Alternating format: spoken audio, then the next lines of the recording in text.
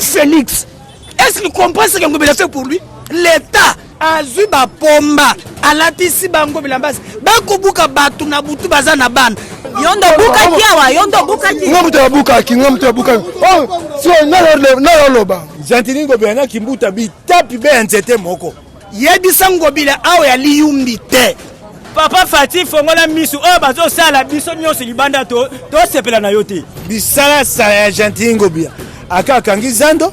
Sika, il a 35 000 vendeurs, il n'y a pas de bangote. Batika gouverneur Gentili Ngobila sala musala na abongise la biso zando na biso Kinshasa ali ya yete. Les lots lingi komoni ya kosala, nous allons nous battre jusqu'au bout. Ndenge toza ba kosa yote population na minute oyo azali susu sima na yote ba komisiro makamboyi.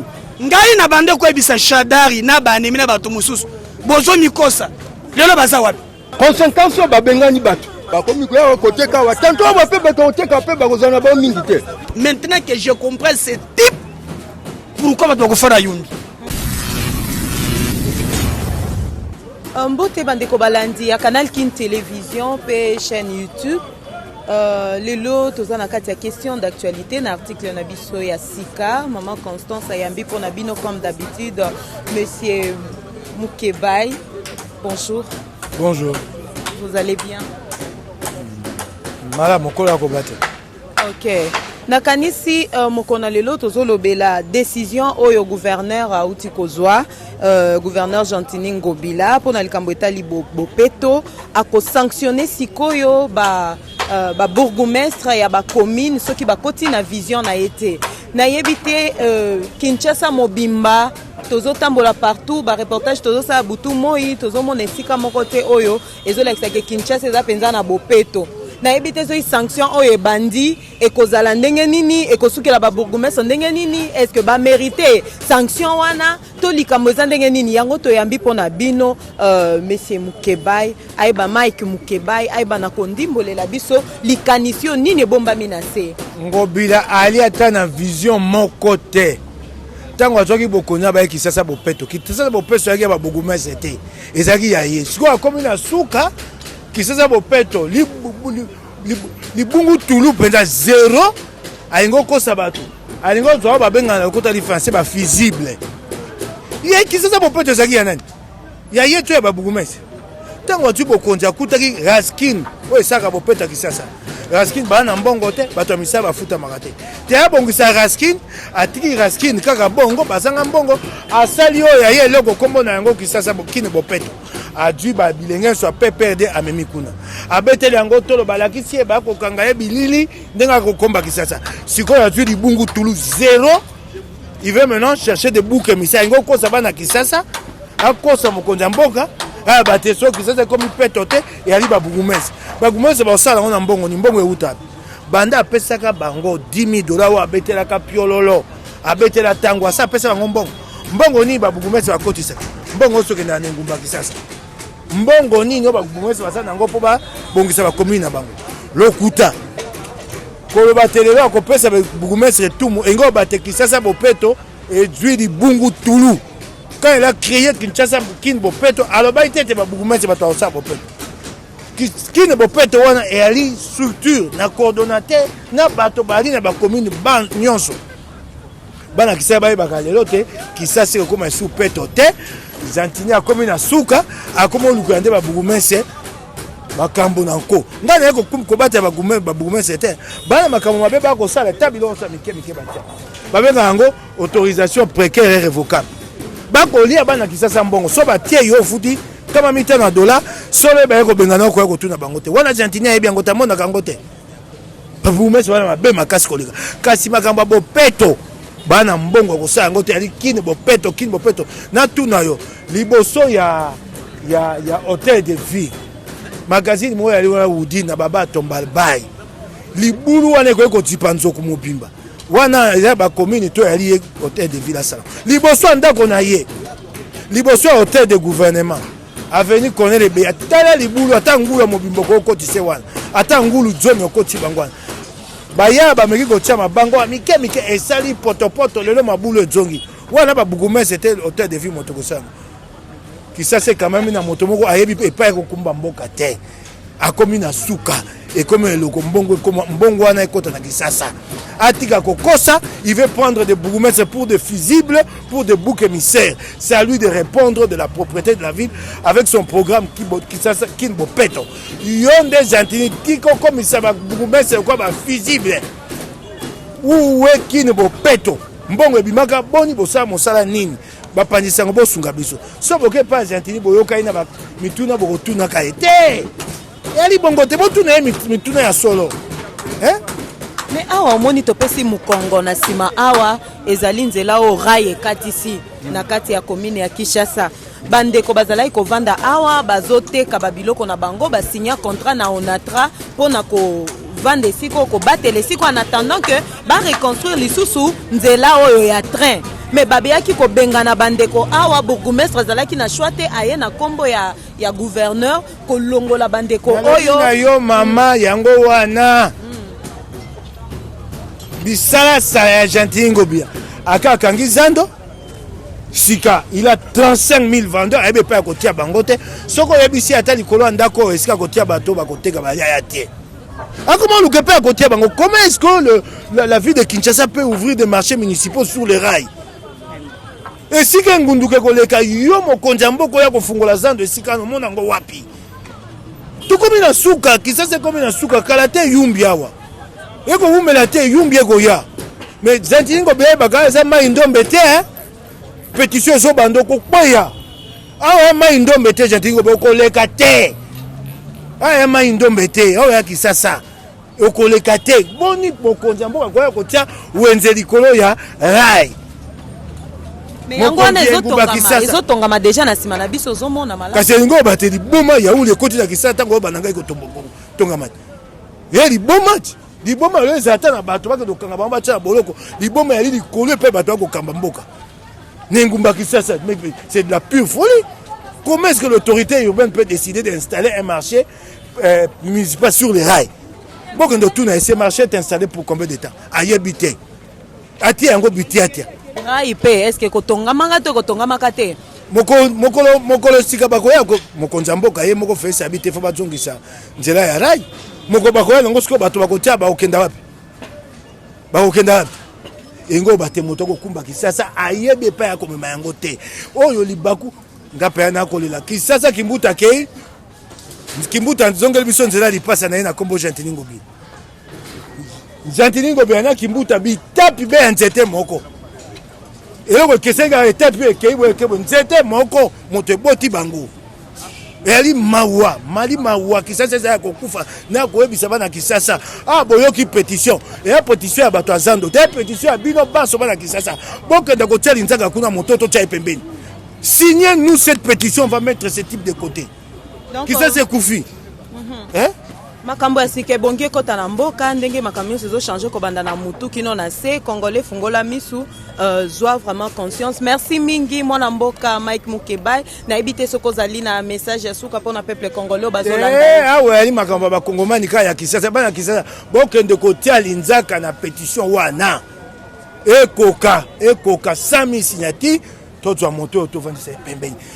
Na lobi na yo po bino ba yo so bakaka medaka kolongo bunde ya biso Mukebai bunde ya biso etumba biso baso boali na nzela ya pete olamuika na ndako na yo oluke pa ba ko tia pétition oyo tie 100 000 signatures nous déposons ce gouverneur nous les déposons tu es pendant to longo na liboka papa tata vanda pembeni soko ko tonga yumbi tonga ni yumbi tonga ni mai ndombo kende kuna wate yango na kwebisa bana Kinshasa botelema etumba ya biso baso bobela ka medaka kolongo te. Et comme il peut les koyango ya ouais ezali pété yali pété ali te bakobeto lacrymogène ola muika na ndako na okete ndeko lokasa wane yali wapi bande kwazando bo ali otielo linzaka na yo si masanza moko sami bale to kokizi 100 000 signati to kei bato bake kotika na mokonja mboka babi si tata longo ne bonga bwana alongwe soka kotonga yumbi atongi lokwa ya moto mbongo ebele soka kendo sami sana ya mbongo ko sami sana aye pona kobongisa Kinshasa te aye bipendenge ya kobongisa Kinshasa te oyoki ngai mama. Merci beaucoup tokomi penza nasuka pona mwana mboka Mike Mukebai bosi boleli babalabala ezobonga te bazandu tozoteka na salite bozobengana na ba journaliste tango bazoya ko plaider cause na bino lelo boyoki point de vue ya mwana mboka Mike Mukebai apesi na peuple congolais surtout ba habitants ya Kinshasa na ngumba Kisasa bango bayambaka bapanzi sango oya bango basi bapanzi kanyaka bapanzi sango ba febele bakomi ya bango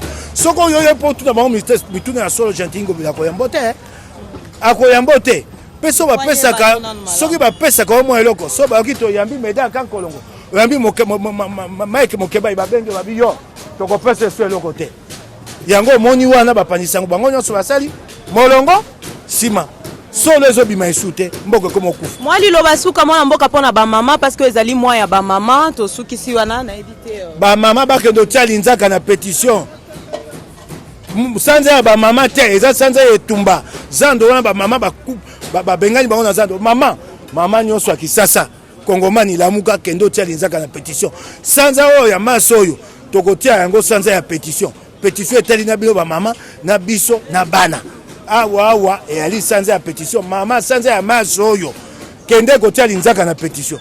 Ok, merci beaucoup tozoyamba pona bino wa mwana mboka Mike Mukebai azako kende tozoyamba mwana mboka Médard Kankolongo. Bonjour monsieur. Bonjour madame. Kimi ezali? Kimi ezate. Boni su kimi ezate. Ngana natuni anga mituna te. Mama babengi ngai na ochokolo bango na etando ike na lobi pe tozobanda ba action ngobila aye babuki bato na butu l'état obiki ngana banduko mituna comment bato bakufana yumbi na bato za réponse te o bato kufana yumbi ebele ba millions bato nazaki na maintenant que je comprends ce type pourquoi bato bakufana yumbi l'état qui a tous les moyens pour ya na moi l'état recrute balema na zanango azui ba pomba alatisi bango bilambasi bakobuka batu na butu baza na bana allez-y comprendre type ya oboko benga gouverneur wana bazobuka wapi mais bino boni pe ba servir boza boko mona place nyonso batu bazalaki babuki na butu na ba pomba elle batu na bango soki gimi showando mususu maître John mususu kintanen nde ba kolega monde baleka ta biseko bako be ale gouv nde nini biseka polele ezali baye batongi. Et vous pensez que nous, on va laisser venir ici, comme on va la Kinshasa, ça ne passera pas. Ça ne passera pas. Si nous on a fait reculer, ce n'est pas ce type qui va nous faire reculer. Nous allons nous battre par tous les moyens. D'abord, je parti Nabiso et comme le président de la République. Et puis, et vous pensez qu'ils vont nous intimider ici. Nous là, ça ne passera pas. D'abord, pétition, on tient point de presse lobby.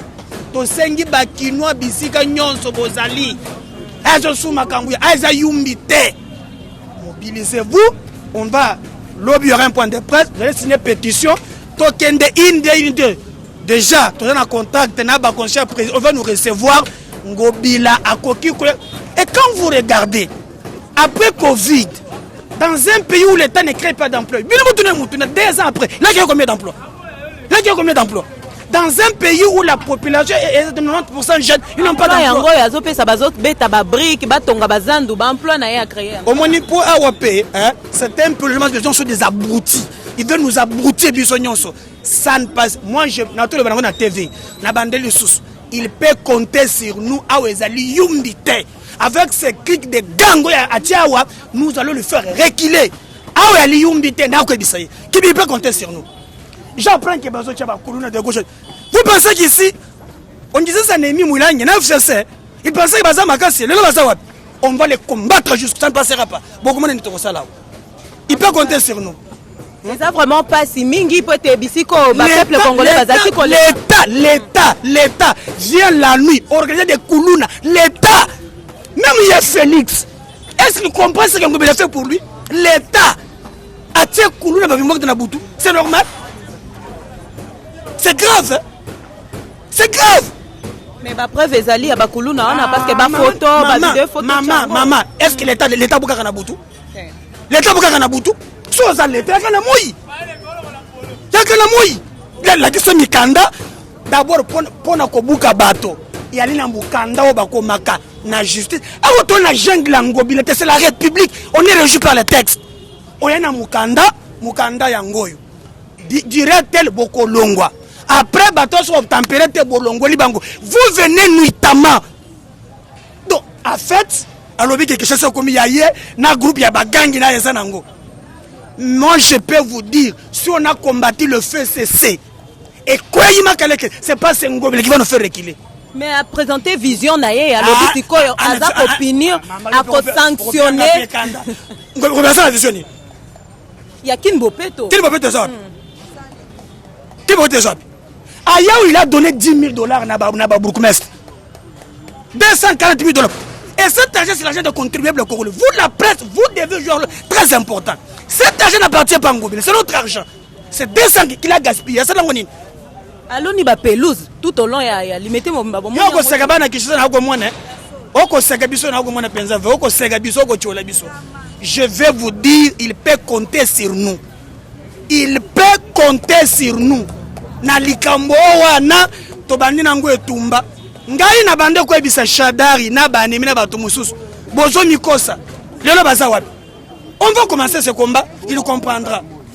Hein? Ok, merci beaucoup. Mwana mboka Médard Kankolongo to Monique bana mboka basiliki to lakaki bandeko bazaki ko vanda bazo lela liboso ba caméra to kokende wapi na bana to prometaki bino ke message na bino ko koma yango yo ba politique ba koti masolo ango ba lati déjà makamon donc peuple congolais comprendre message ni ozo lancer pour na bango ba kinwa ba Holanda. Ba kinwa message za be moko. Biso tozo reze ba pétition na biso. Nous menons des démarches reconnues par la Constitution. Bisika nyonso bozali et sengeli to signer pétition wana. Yebisa Ngobila awe ali yumbite. Kishase ali ya yete. Lelo tolingi komoni ya kosala. Nous allons nous battre jusqu'au bout. Ok, merci beaucoup Bandeko Balandi. Toza na question d'actualité na kanisi bomoni bino moko ndenge nini Kinshasa za kotambola réaction ya ba kinwa bomoni yango réaction pe ya ba politique makambo ezotambola penza malamu te. Mais biso question d'actualité, nous restons au milieu du village. Nous sommes une église au milieu du village. Tozo pesa bino ba information ndenge tozo eli yango ndenge pe tozo pesa la peuple. Merci beaucoup Liloba Soukezali pona ba maman eza moi ya ba maman quand même ba comme moi. D'ailleurs, pour na ba maman, ezali moi de la femme. Na pesio bonne fête. Mais mboka na biso, l'économie congolaise, ezali à 80% à l'informel. Ba maman muntu ba simba économie ya mboka. Mais bango na bengani bango na zan. Bakende wapi? Bakende wapi? Bakende wapi? Donc pour moi je pense qu'il n'y a absolument rien. Et ba maman ba yi kampiko to telema to bundisa. Ngobila tina suka. Ok, merci ba maman Botelema, Boy Kampiko, merci beaucoup Médard Kankolongo. Topes to souhaiter ka ba bonne chance. Point de presse en effet simba bande kwebele ba ya ba kinwa boya. Boya bolanda ba intimidation mike te. Ces pays nous appartient nous tous. C'est sa adresse ya point de presse Kozalawa. On va vous communiquer après sur mutu mo côté, on respecte mon beko. L'état eza régi na Ngobila na biso nyonso eloko kaboli biso mobeko mutu moko te akoki kolebangisa moninga te totelema Ngobila boyebisa na message to relancer message Kinshasa gala yumbite. Merci beaucoup tozo yamba mona mboka moko bonjour de konanga le kaboye. Oui, mbote mwana mboka. Mbote mama. Papa tokoki koyeba yo. Papa mama so koyeba ngai naza koko. Naza pe mwana bilaka ya kimbangu. So moni na yeko kota wapona loba naza ikoleka. Nga naza muto na vai na zandu na tekaka na zandu. Depuis 2006 nga na koti na zandu. Si bazui zandu ba céder na maboko ya étranger. Tobelelaki zandu bateki mutabuja azate bakosi biso bazobongisa nzoka te bapesa yango na mutu contrat ya 25 tovani na bango salite ezalaka na zandu salite ezalaka na mama nazana wawa na yebiso na baniko yebiso makab nazawa na nena na mwana mobali na mwana muketene nazawa tanto aje okosa naza para nazana bana misatu bazotanga bana na ngai baotanga bana misatu ya basi na tata te mama te tata na ngai eza wenzi ndenge nga nakendaka na tongo na zwi na ye na lesi bana Comment tobundina le tumba depuis 2011 batiki biso basali ba makamna bango kimbuta zalaki ezalaki soki toleli kimbuta ye ache mwa kimia mais sikoyo toye komona ndenge naza awa mama makambu oyo Ngobila zo sala nayebi te falaka calculer sala babiloko to avance Ngobila lobi yango na mboko ya Fati oteka zandu mama mboko ya Fati tango tozo chaka kombo ya Fati po aza mokonzi lokola neti to batamaka to salirie Fati place alali afongola miso to tindeleke ba image ba okotsa ba salite la zandu po ba benga na bato po bango basala misala alobi eloko te Fati to beleli ba mama to landi ye na ba papa lelo ngai koko na ye nazolo ba mokonzi tala biso to souffrir tala nga na otambola soki tembe saki yango yo nateka ka sapatu yebisanga biloko na ngayo na kosuka wapi bala na ngai ba kolia te a cause ya nini babenga na biso meme libanda ya zandu chinois azoya aotanda liboso boye chinois fungoli porte akoteka ngai message la libanda wana tanda tala mwa libanda lokola yo zo bongisa zandu kangi comme ça libanda nyonso ya rokadingi wana mbokeza na pasi to vivre na cop to vivre na cop tika pe mwa mke okangi mke yali ngita lobike waya boya sala ya ye na yebite bakoko boza wapi ba politicien mboka soki bazokoka te bakoko na biso bola muka etumba ekomi makasi pasi soko tali depuis ans de kangama pasi bakisama na mboka boye to souffrir ngana bimi awa na bimi na ndaku na ngana tiki bana eloko te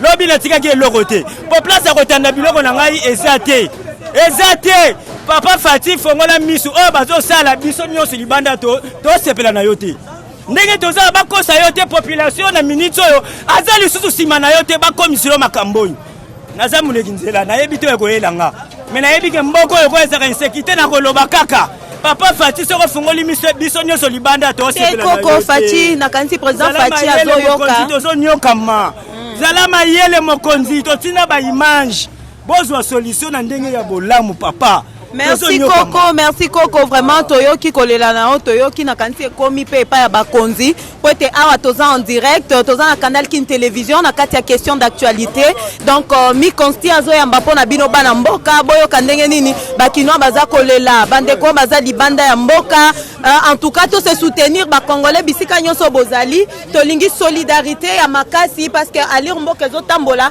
bino moko bozoyoka biso toza kaka bapanzi sango mbote papa mbote mama na ngai bino nde boza wana service ya ba bourgmestre pe na service ya gouverneur bino nde bozobuka bandako bandeko bazalaki na butu biso tozobuka bandako bandeko bazalaki na butu te biso tozo kotonga nde zandu po gouverneur azobongisela biso marché central ezala moderne.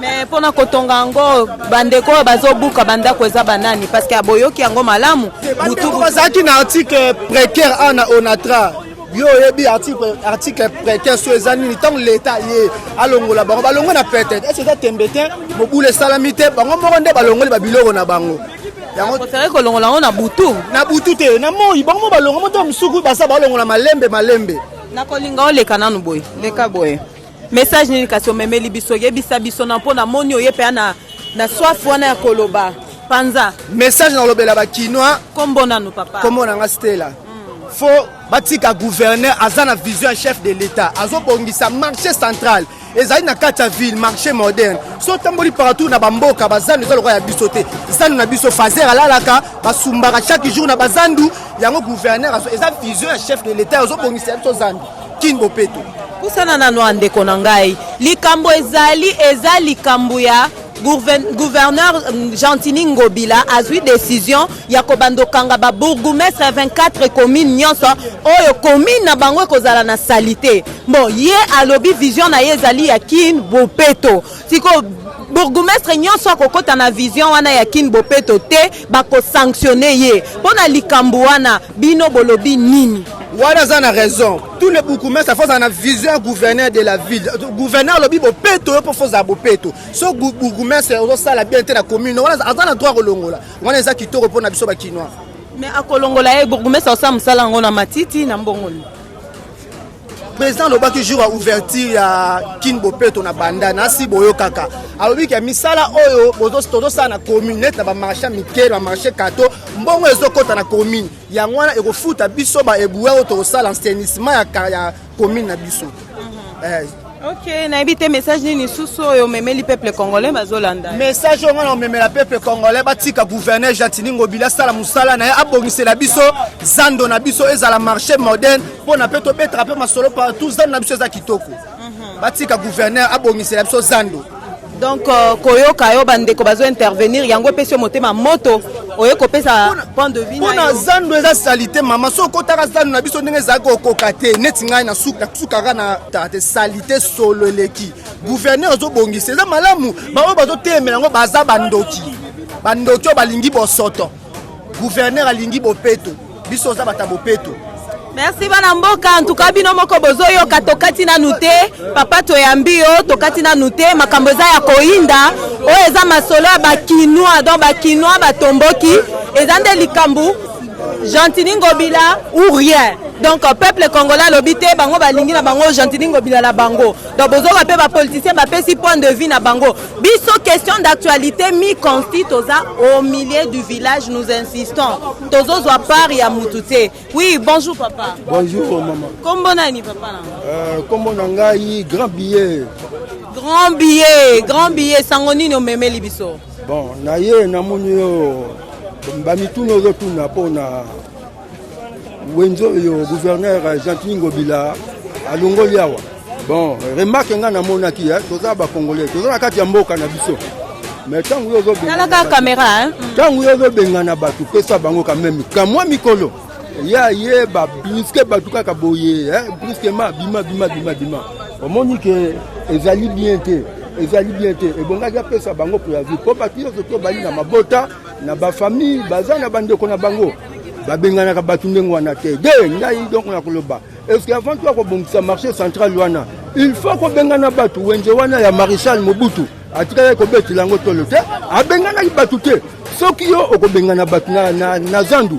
Tikela batu ba espace ka moi muke ba sala ba tika ka ba détruire puisque 60% il y a tous les 24 communes yawa bateka kana zando munene ba détruire ba chayer na biso nyo so tout ko sombaka ba bilo kuna to ka côté ka moi muke problème ya liawa donc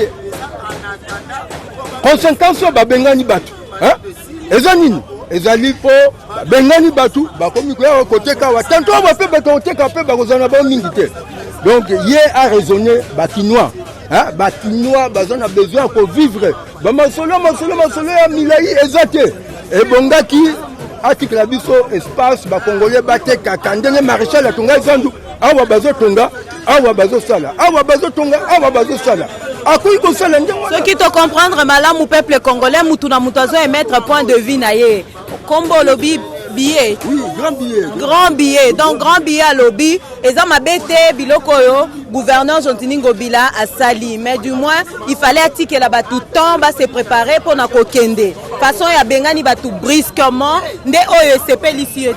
À se référer na marché maréchal Azai Kotonga. Donc à Tonga qui marché wana bande ko bazo Tonga epai ba misusu bazo teka epai ba bengana ki batu du côté. Donc ici est salami mais bande ko baza toujours kolela ba sepel nangote. Merci beaucoup papa nangalilo basuka mona. Bon, lilo basuka na mboka na biso. Nazonga lizusu oya limboka ba congolais. Na RDC ba koki ko benga na biso te ndenge ba benga ni biso na Congo Brazza, na Angola, na Rwanda ba benga naka ba congolais la bima oya li RDC. Kim Jantini Ngobila pe to rebisa ye oza gouverneur makambo saki na yumbi ko ya ko sala ngwa wate. Awalikini bakinois donc tozala na pasi to débrouillaka to lukaka ko bloquer via bakinois te yo moko mutu moko o bloquer via bakinois yeba ke oza locataire à hôtel de ville yo moko kaka te mutu fandi wana lobi pe otike bonga wana mais kotika caché à mabete po lobi balobake te kotika bakasha mabete oza gouverneur sale loko moko bien oyo ba congolais ba ko sepela ba kinois ba ko sepela po ba lo bakena ba gouverneur nyonso tout soit disant Jantini Ngobila sale lokoyo Jantini Ngobila sale loko malamu Jantini Ngobila ndenge top Congo lo balake eloko non ba salite yango ba sale malamu tikela biso ba kasha malamu ya mabete tondi mayo ya mabete kosa dictateur. Merci grand billet nakanisi tozo continuer toujours koyamba. Merci papa nakanisi gouverneur Gentini Ngobila zoyo kana minute oyo peuple congolais baboyi na bango yete mais balingi bamona nde misala kitoko yango nde bango balingi tozo yamba yo. Bonjour monsieur. Bonjour madame. Voulez-vous vous présenter? On s'est présenté toyeba ozali nani? Nazali kombo nanga monsieur Dimanja fils. Nazali président national ya syndicat au babengi Union syndicale des vendeurs du Congo ISVC na Mukuse. Donc Nazali syndicat oyo lobelaka ba commerçant.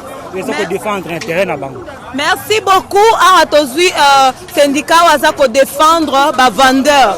Ba vendeur o bazala ki nesika oyo. Ba vendeur o bazala ki nesika. On m'a bela aussi. Pour moi c'est lingua la roya lo ba ala comme na kino. On m'a bela aussi. Nga karashi comme dans lobby. Solo kaluka ngai.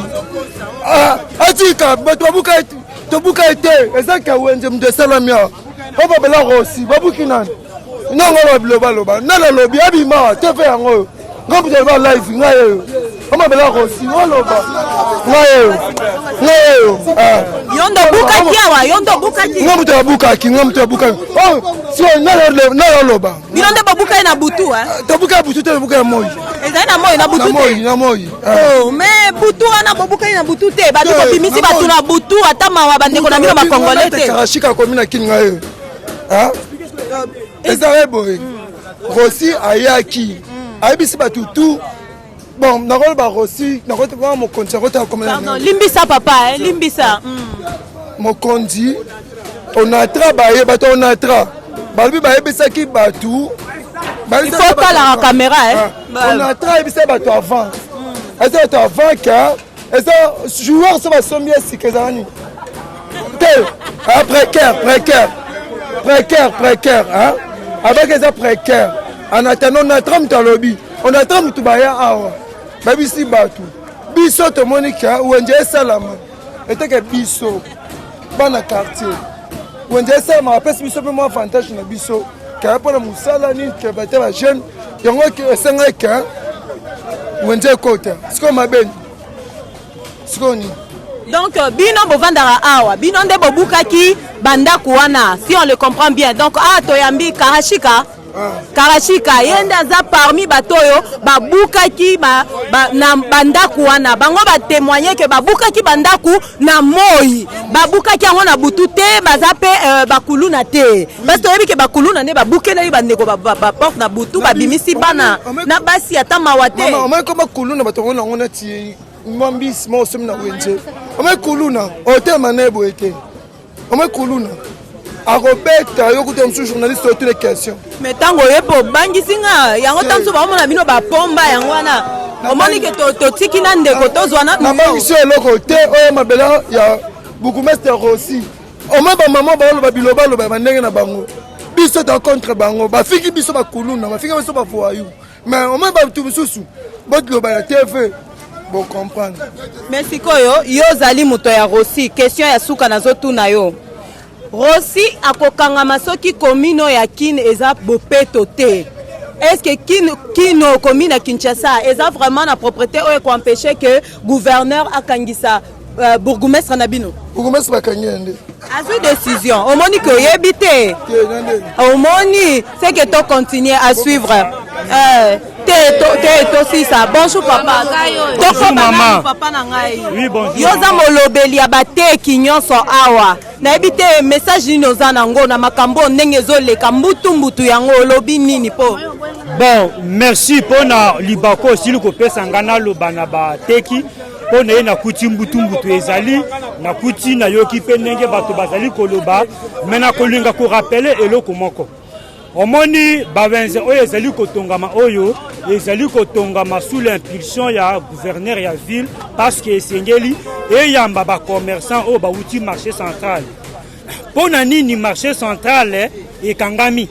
Marché central ekangami parce que bazali kosala misala ya assainissement na modernisation ya wenzewana. Pourquoi? Parce que ezali eloko bato bazole ba mingi te. Ezali na libanais moko.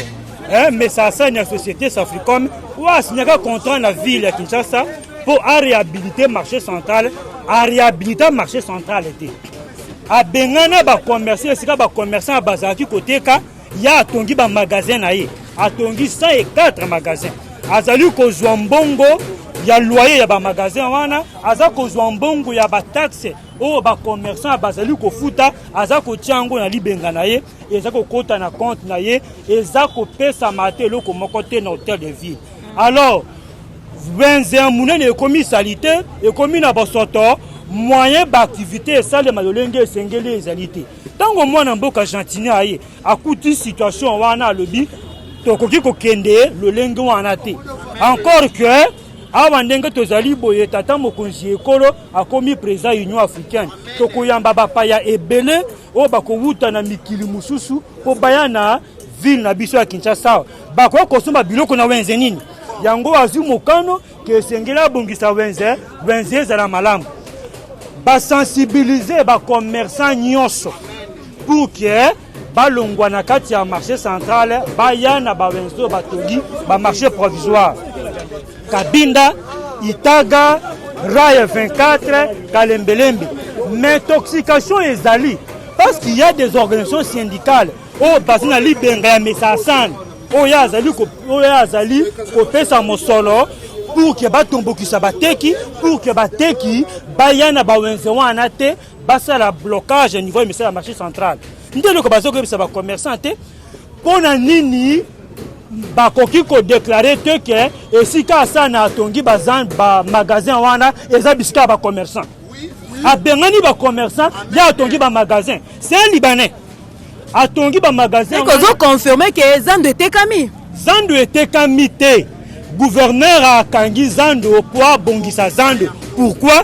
Parce que Libanais ou azana contrat na kati ya Zando a bengana ba commerçant. Atongi ba magasin na ye ya za ko Zwambongo na compte ya société Safricom na ye. Et puis bato ya ati na kati ba magasin wana baza ko la petit commerce na commerce de détail o mibeko ya mboka na biso epekisi a violation ya mibeko ya mboka na biso.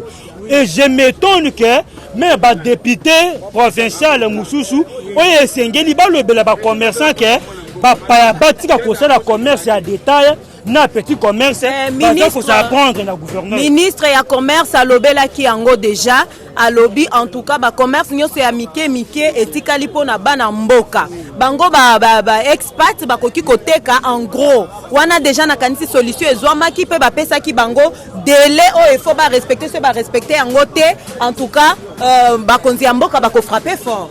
C'est depuis 2011, ngana zana document wana, j'ai fait partie de la délégation au monarchie premier ministre.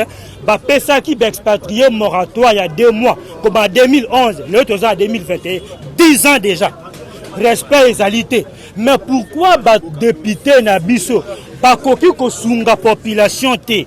Surtout bateki pour na matérialiser le kowana mi vers à prendre une autorité urbaine ou à linga bongisa wenze pour l'intérêt ba commerçant. Gentini quoi côté kana wenze à ma connaissance. Madame, toi qui est non à wenze à liberté. Autant la wenze à liberté ndenge eza par rapport au marché central. Et ça boutou na moi. Pour nous ni marché central comme mata wenze à liberté te. Hein? Donc totika intoxication gouverneur a besoin de bongisa wenzer pour l'intérêt à commerçants. Parce que le supermarché est commis partout, l'alimentation est commis partout, comment on quand même un supermarché. Zan de côté qui est sous-souté, parce que l'insécurité est allée, bosoto est allée, conditions est na kati ya wenzer doit permettre aux commerçants de à mon bon côté. C'est comme ça qu'on encourage les gouverneurs pour bongisa zando pour l'intérêt à commerçants.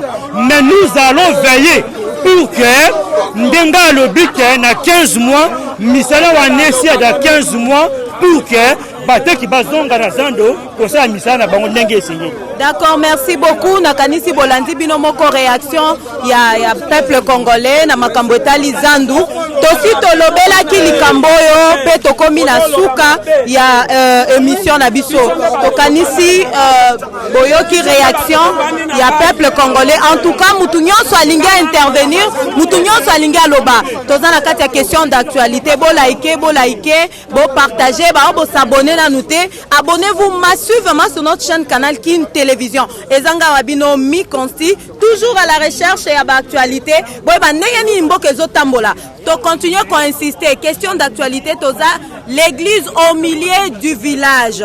Tozo zo pari ya mutute. Tozo que la Congolais nyonso à s'exprimer, à lobo ya zo kanisa. C'est abino ba bozo landa, bo juger.